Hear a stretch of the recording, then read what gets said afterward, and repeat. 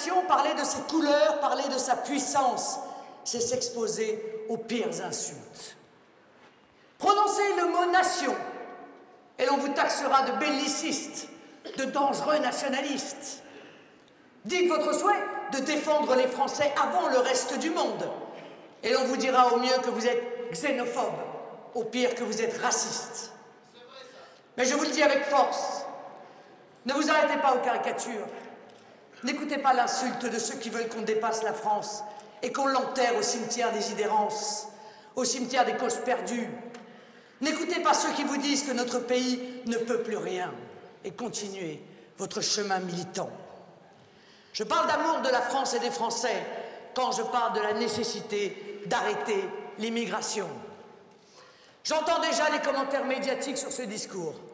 À Strasbourg, Marine Le Pen revient à ses fondamentaux. Puis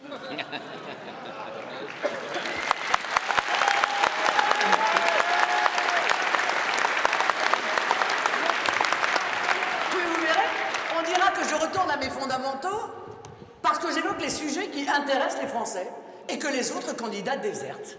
Je parle simplement de tout. J'ose aborder tous les sujets, même ceux qui fâchent nos élites.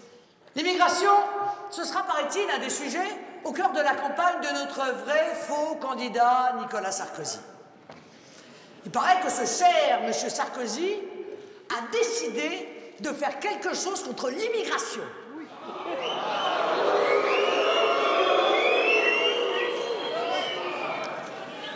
Qui a dit en 2006, je cite, hein, les Français savent que les violences qui ont éclaté dans nos banlieues à l'automne dernier ne sont pas sans rapport avec l'échec de la politique d'immigration et d'intégration. Devinez, Nicolas Sarkozy.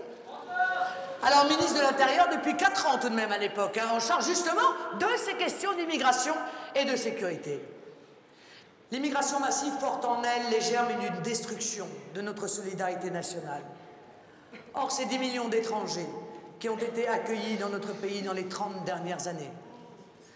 Pour toutes ces raisons, dénonçons le mensonge des immigrationnistes. On ne peut pas défendre notre modèle social et dans le même temps vouloir continuer l'immigration. C'est impossible. Parce que, croyez-moi, mes chers amis, les Grecs sont en train de vivre notre futur. Ne croyez pas que nous échapperons à cette spirale.